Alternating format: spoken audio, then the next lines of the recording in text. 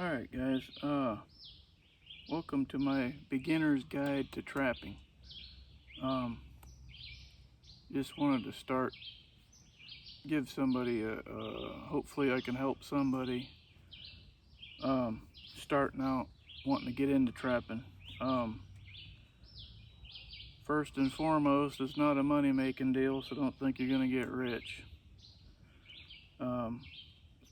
Predator control, I love it. I'll do it regardless of the price. That's just me.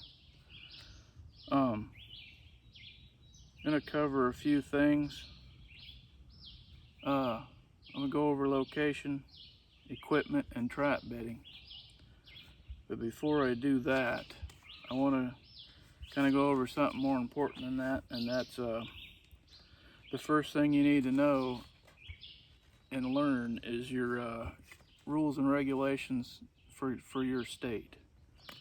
You got to fully understand the regulations.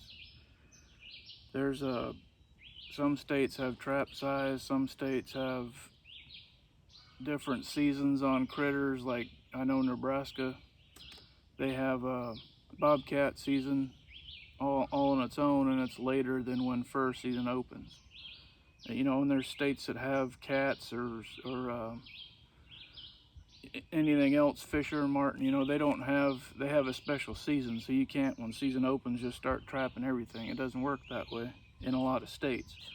My state here, we can trap everything, but we have trap size regulations.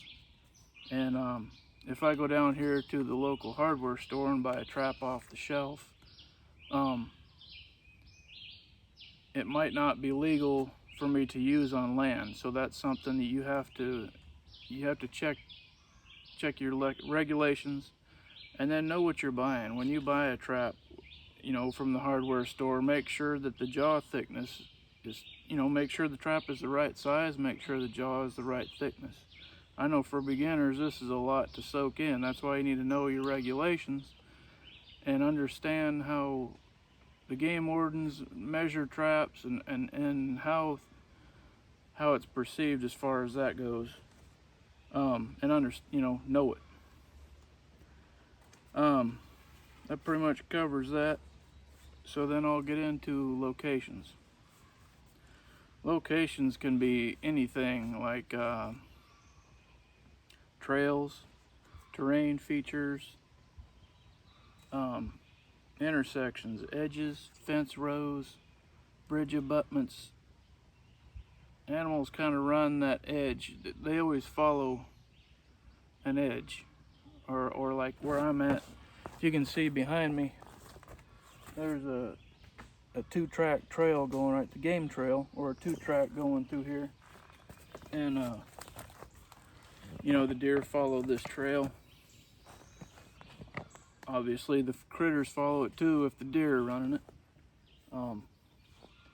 It's just little things. And then I watched a video Jeff Dunlap done on his coyotes, and he was talking about looking for a location within a location.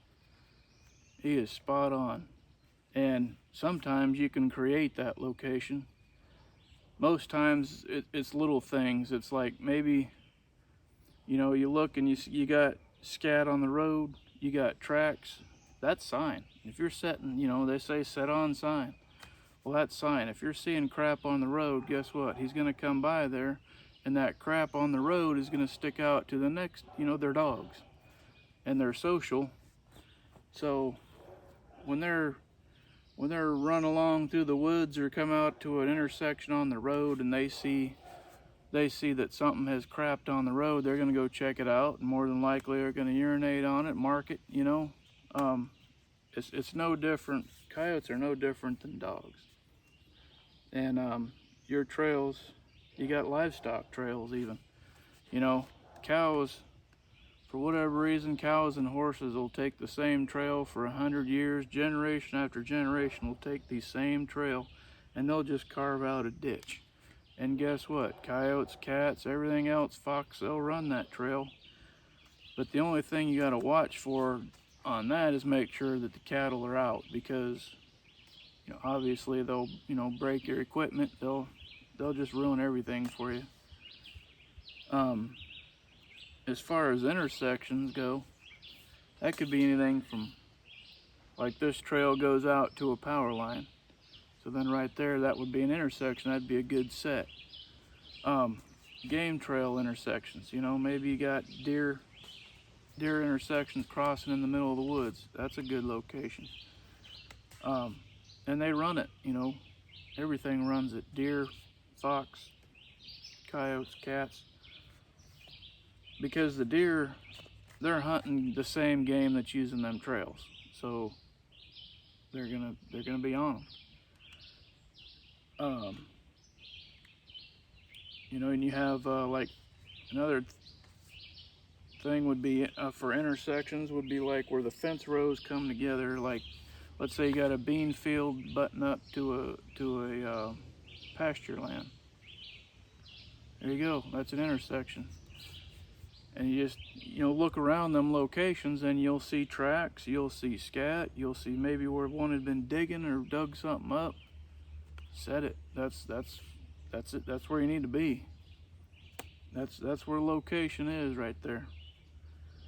And in my area we have a lot of edges work for me. And down here we'll have logging groups come through and they'll log out the forest. Once they log it out and the undergrowth comes back, then it's just this thick mess. And cats and fox love it. They'll cruise out looking for mice and rabbits. And rabbits, you know, forest fire goes through and a rabbit, he'll come back and live there. You know, they're probably the prime game for critters, you know, for cats and coyotes. They're always looking for something, mice or rabbits or whatever they can get a hold of. But we have a section where they'll log out, and then undergrowth will come back, or the cut over they call it. And then next to it'll be standing hardwoods, or maybe it's pines from where they cut before, so it'll be a distinctive, it's a changeover. Like kind of like bass fishing, where you have moss going to rocks and trees, you know, bass kind of hang out in them areas. Coyotes are the same way. They like anything that's different, anything that changes, they follow that. A ditch, roadways, you know, woods, anything, or even mink, you know, they'll run edges of the bank or undercut underneath the bank. Muskrats, you know, everything kind of follows edges, and little things like that follow them because they want to stay out of sight from birds of prey. You know, they don't want to get ate by nothing. You can even take like a tree that fell in the forest, or you know, out here anywhere. If a tree fell and it's marking, it's kind of laid over across a deer trail, you'll see where the deer and the other game had kind of either went around it or went under it if it's off the ground, and they just kind of, you know, made the new trail. Well, there's a place you could hang a snare, you could do blind sets right there, baited sets, dirt holes, you know, whatever you want to do. But that's a pinch point.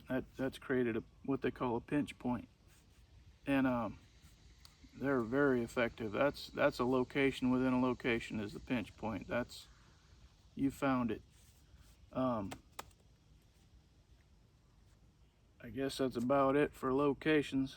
Next I'll go into equipment. For equipment, you don't need much to get started at all. You really don't. Basically a hammer, a trowel. I like to use a knee pad just because I got army knees.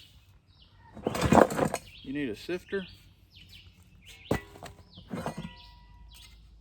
a trowel, and a hammer. Now what I got is this 3-in-1.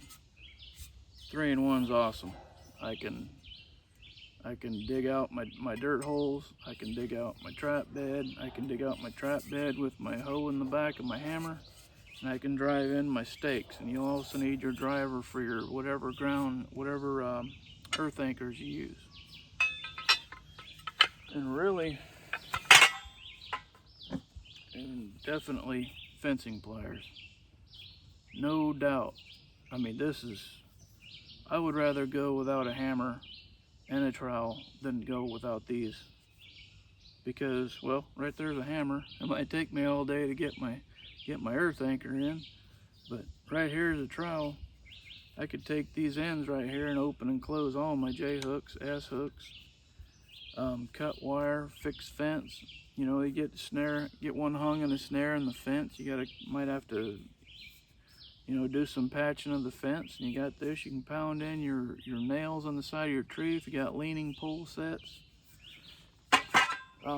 They're just, you know, you gotta use fence pliers. That's me. But and then your earth anchors with your driver. I got cable. I run 15-inch, 1/8 inch. I take that back. Some of these are 12-inch, 1/8 inch earth anchors, wolf fangs. Cable tie-offs. I run these a lot of times when I can't, if I'm on the side of a 2-track road or something I can't get into, I'll throw a couple of these around a pole or something, or a tree, and cable tie them off. You got to watch these because coyotes will chew them out. I run 3 30-second cable, 7x7, and coyote, you know, they can be chewed through. Fox will too. I haven't had any yet, fortunately, but they can. And definitely I use these for coons on my DPs on trails, or set them up around my chicken coop. What I do around my chicken coop, for those of you, if you've never seen that video, I set them up on a slide wire like I would a beaver set, drowner set. And I put my DP on it, and once he's caught, he just slides out to the end. That way he's not sitting there tearing up the pin, you know, the chicken coop wire. So there's, you know, several uses for the drowning locks. Or I like to use the slide wire, you know, the L brackets, or you can use the swivel on your trap. You can take just the regular swivel on the end of the trap and run the cable through it, and it'll also act as a drowner lock. Of course, get you some traps. For beginners, I'm not going to sit here and tell you what to get. I'm not biased either way. Definitely do your research. These are pretty good. They're cheap. They're cheaper. They work just as good, and I haven't found any complaints with them yet, but that's me. This is the Duke 550. The new Duke 550 has a square pan on it. They are good, and they're to get started. They're, you know, they're a good price. And there's a lot of trap companies out there. I'm not trap companies, but there's a lot of bait and lure businesses out there, you know, that sell starter kits. And you'll get a half dozen traps. You'll get your bait and lure to get you started. A lot of them throw DVDs in there to help also get you started, which probably covers mostly what I'm talking about now. And then you want, I guess, some sort of pack basket. You can get these from F&T's or whoever, or I would get them, if you're going to get one like this, I would get it from a show, because if you go order one of these, your shipping's going to be through the roof.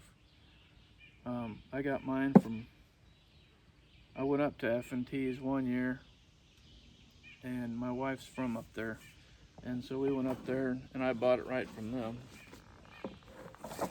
But it's good. It works, and it holds your bait and lure. It'll hold all your bait and lure in there. I think my door's about to fall off. bait and lure, I kind of modified a little bit. When you buy them, the box is up here. I took that off. I took a shotgun belt, put some more lures in. It's riveted around here, and then I got bags and stuff all over.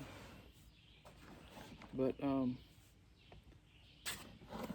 far as that goes, these things are kind of weighty. They're not the lightest in the world, but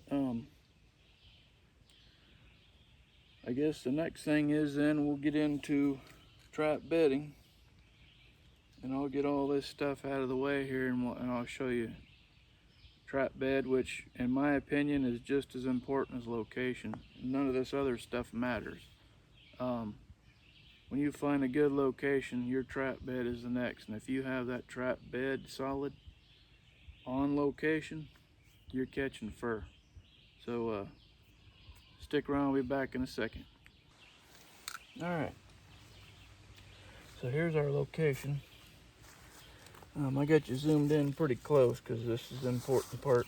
But let me back up on equipment. Gloves. Gloves are a big thing too. Me personally, I only use one pair of gloves, and I'll do all my set making and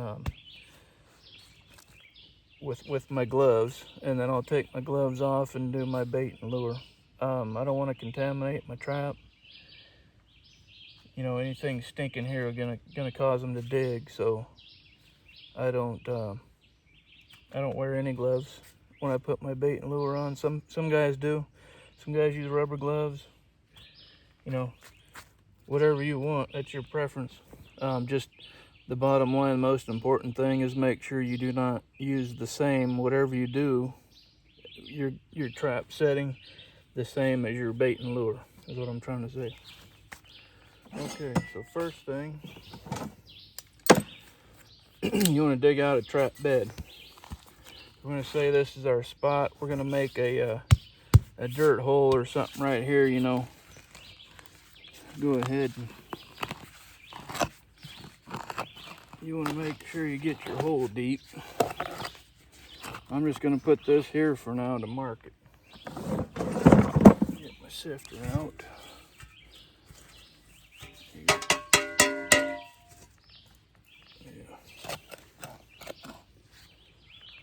Still pretty shallow, but that's okay.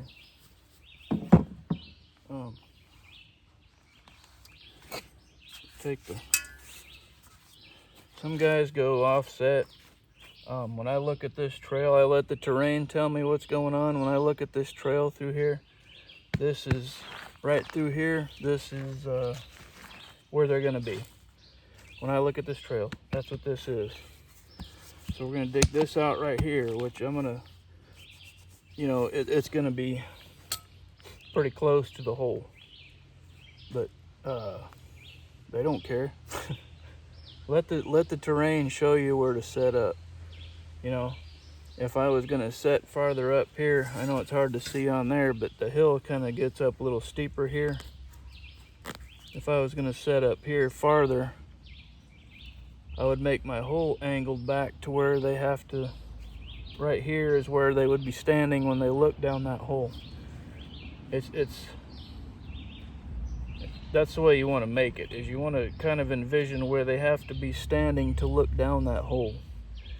And if I'm putting this trap this close, that means that dirt hole is almost, you know, it's pretty straight up and down for the most part. So we're going to dig this out. Just make like a bowl.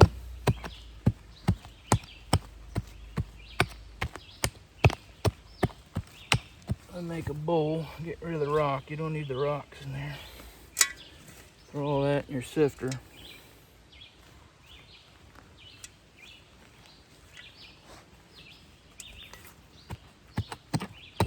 Oh, get rid of that rock too.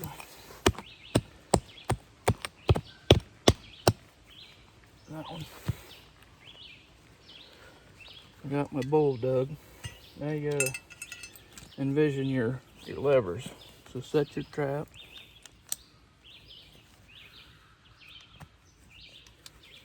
Set it in there like that. Well, then you have your levers. So you want to take and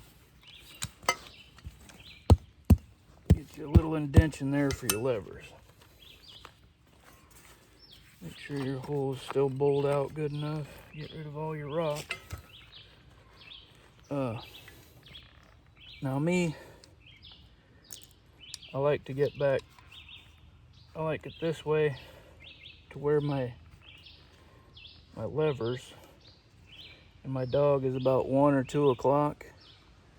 A lot of guys, well, they're going to be coming this way, so you want them to step over your jaw, you don't want the trap this way to where if he's walking along, he steps on this dog. If he steps on this or steps on the jaw, I don't know, it might throw his foot out when it goes off if he trips it at all. Another thing I do, once I get my bowl made, I'll take and make me a hole in here. And this works as for two reasons. It'll work for water drainage and allow me to put my chain in there. For demonstration purposes, I'm not going to get my driver out and drive this in here. But if I was in the real world trapping, I'd put me on a J hook, put on my earth anchor and my driver, and I'd go right down in this hole with that driver and pound it down in there. And once I pulled it and set it, I drop all my chain down in that hole. There you go. And then take your hammer and beat your sides in.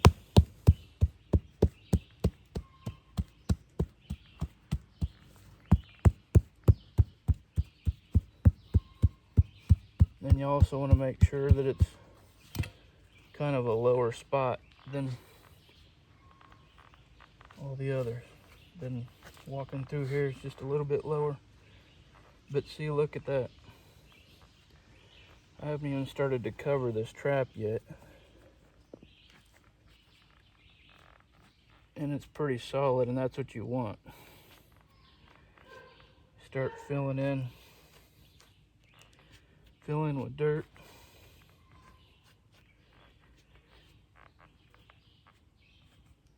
Just take and go around. Keep filling that in. Fill in these edges.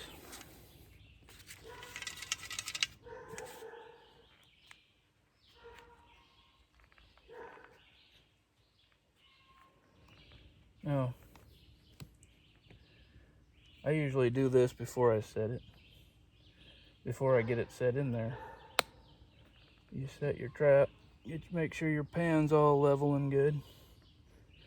These traps here have in the 550, the MBs and all them. They got that round dog. They have a night latch system built into them.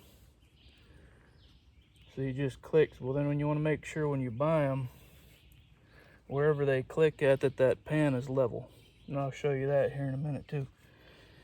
But you just keep packing along here. You don't want no movement on the side of this trap. None. If he comes in here and steps on these sides, you don't want no movement. If he steps on them levers, no movement.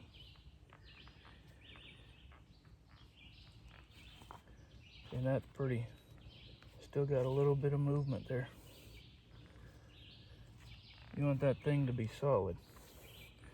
So you just keep adding dirt. When you add dirt, make sure you always find your pan.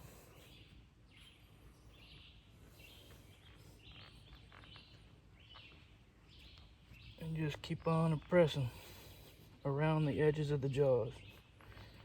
You go inside, outside.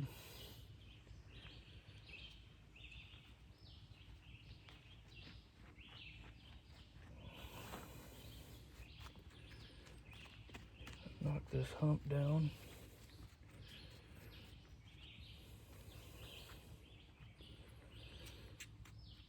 So right there is my I'm gonna keep this uncovered for demonstration purposes. Otherwise, you'd want to fill all that in. Take all your rocks, toss them away.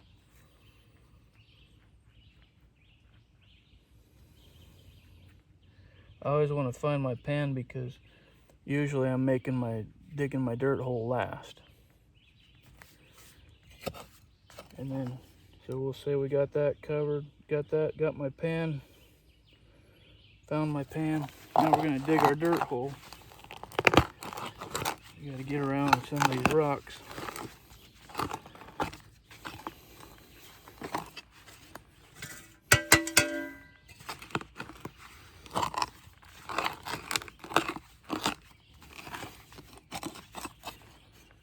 It's also a good way to get dirt for your trap bedding.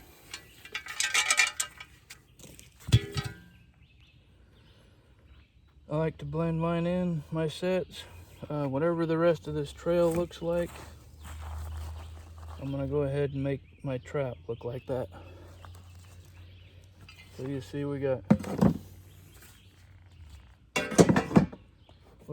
sticks and leaves and underbrush, or little leaves and things. We'll just take and darken this back up, but make sure your rocks and all your other things, you know, they don't get in the way of your trap jaws, because they'll hold your trap jaws open.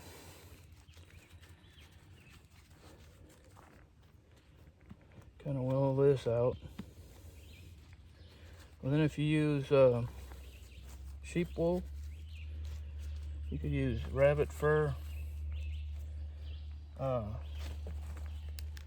anything really, feathers.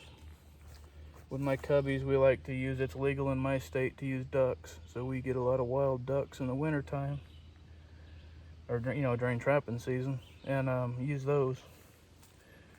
But that's a done set right there. Let me knock the edge off a little. That's it. That's the way I make mine. And you could even take like a rock, or I wouldn't go a rock in case he kicks it in there, but you could take a stick, set it down here, just a little, you know, stick. There's another little one right here. Set it here. Just something to get him to check up, or you know, just get him to step right here in the middle. You want him to step right here when he's checking out this hole. And I always keep it nice and level.